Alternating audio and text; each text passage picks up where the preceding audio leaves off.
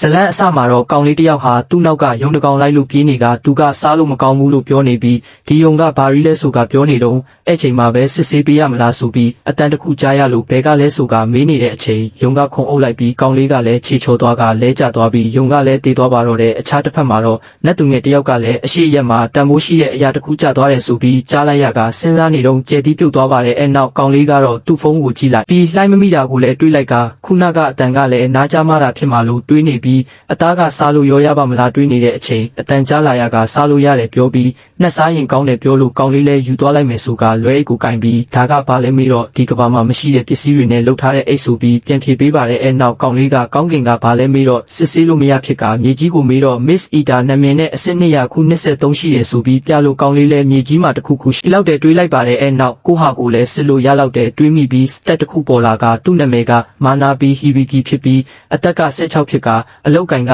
ယာယီဆိုပြီးဖြစ်နေလို့ဘာလဲလို့မေးတော့ပြန်မဖြေပဲဖြစ်နေတာပါစနယ်ကိစ္စတွေကိုမဖြေဘူးလို့ပြန်ပြောပြီးမာနာဘီကမင်းကဘသူလဲမေးတော့စတက်ဆာပေါ်ဆိုကပြန်ဖြေပါတယ်အဲ့နောက်စကေးတွေကများနေလို့ကျွမ်းကျင်သူမျက်စိဆိုတဲ့ဟာကိုစမ်းမယ်ဆိုကစတိုင်ကြလုပ်ပေမဲ့မရတာကြောင့်စတက်ဆာပေါ်ကိုပဲအကူအညီတောင်းလိုက်ရကမြေပုံလို့អော်လိုက်တော့မြေပုံတစ်ခုပေါ်လာပြီးအဲ့ဒါကသူသွားထားတဲ့ဟာတွေကိုပြတာဖြစ်ပါတယ်အဲ့နောက်ခဏလောက်သွားပြီးနောက်မှာတော့လမ်းတစ်ခုတွေ့သွားကချော်ကျသွားပြီးတခြားကဘာမှာတောင်းတင်သူဆိုပြီးဂုံပုတ်တစ်ခုရလို့ကြည်နေတော့ဘေးကသားရဲတကောင်ပေါ်လာပြီးကြောက်နေတဲ့အချိန်နတ်တငယ်မကမြားနဲ့ပြစ်လိုက်လို့ကိစ္စပြတ်သွားပါတယ်အဲ့နောက်မာနာဘီကကယ်ပေးလို့ကျေးဇူးတင်လိုက်ပြီးနတ်သူငယ်မကလည်းသူကအမလီယာလို့ပြောလိုက်ကမာနာဘီကလည်းသူ့နာမည်ကိုပြောပြလိုက်ပါတဲ့နောက်အမလီယာကမာနာဘီကိုဒီတော့တဲ့ကိုဘလို့ရောက်နေတာလဲမေးတော့မာနာဘီကရုတ်တရက်ရောက်လာတာလို့ပြောလိုက်က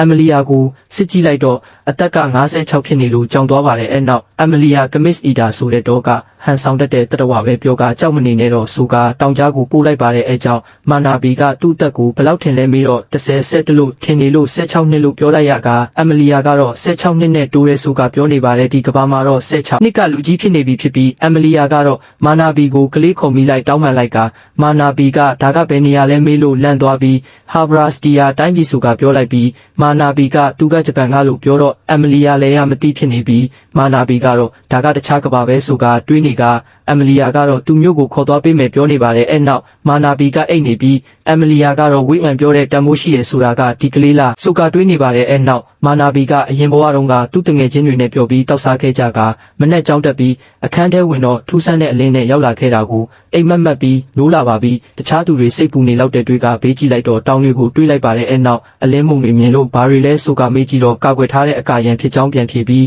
မာနာဘီကကုကဘာကိုဘလို့ပြန်ရမလဲမေးတော့မဖြေပဲဖြစ်နေကသူ့စတက်ကိုကြည့်လိုက်ပြီးအလောက်ကင်ကဲဖြတ်ဆိုကယာယီဆိုတာကဘာလဲဆိုပြီးအိတ်လိုက်ပါတယ်မနဲ့ရောက်တော့အမလီယာကတောင်နှလုံးနဲ့ထပ်လာကယောက်ျားနဲ့အိတ်တာကအဖွဲဝင်နေနဲ့ဆိုပုံမှန်ပဲမလားတွေကရှက်နေပြီးအဲ့ချိန်မာနာဘီကကျေတီးကဒီမာဆိုကတောင်တွေကကြီးတယ်ပြောလို့ရိုက်ခံလိုက်ရပါတယ်အဲ့နောက်နှစ်သားလမ်းလျှောက်နေကြကမာနာဘီကသူ့မှာကဘာမြေပုံလို့စကေးပဲရှိတယ်ပြောလိုက်တော့အမလီယာကစကေးကစွန်းစားသူတိုင်းလိုချင်ကြတယ်ပြောလိုက်ကမာနာဘီလိုနုအလူတော့ပတိမလဲပြောလို့ထိသွားပြီးမာနာဘီကတငယ်ချင်းရှိလာပြန်မေးလိုက်လို့ပြန်ထိသွားကမာနာဘီကတော့သူလဲမလီယာတငယ်ချင်းပဲဆိုကပြောပြီးအဲ့ချိန်မြေပုံပေါ်မှာကြောက်ဦးချိုနဲ့ရုံတကောင်တွေးလို့နှစ်ကောင်သားသွားလိုက်ကကြည့်နေကြပြီးအမလီယာကတော့အတန်နဲ့အနံကိုဖျောက်တဲ့စကေးကိုတုံလိုက်လို့မာနာဘီကအန်အောနေကအမလီယာကတော့သူ့ကိုအန်အောအောင်လုပ်ပြီးအဖွဲထဲဝင်အောင်လုပ်မယ်ဆိုကတွေးနေပြီးယုံကိုမော်များနဲ့ပြစ်ပေမဲ့လွတ်သွားလို့စိတ်တက်ကြသွားပါတယ်အဲကြောင့်မာနာဘီကနယံတစ်ခုကလိုက်ကရှေ့ကနေပြီးယုံကတိုက်ခိုက်တော့အမလီယာကပြစ်ပေးလိုက်ပါတယ်အဲနောက်မာနာဘီကအဆင့်တွေတက်သွားကအမလီယာကတော့ကြောက်ကိုရသွားလို့ပြောနေပြီးတောင်းနှလုံးထုတ်ပြလိုက်ကငန်းတဲ့တကောင်ကတော့ကောင်းကောင်းကြော်ဖြတ်ခဲ့တာပဲဆိုကကြည့်နေခဲ့ပါတယ်အဲနောက်စွန်းစားသူကြိုက်ထဲမှာလဲအိုင်ပဲဆိုတဲ့ကောင်မလေးတယောက်ဝင်နေခဲ့ပါတယ်ပိုင်းတကတော့ဒီလောက်ပါပဲကြည့်ရှုပေးလို့အားလုံးကိုကျေးဇူးတင်ပါတယ်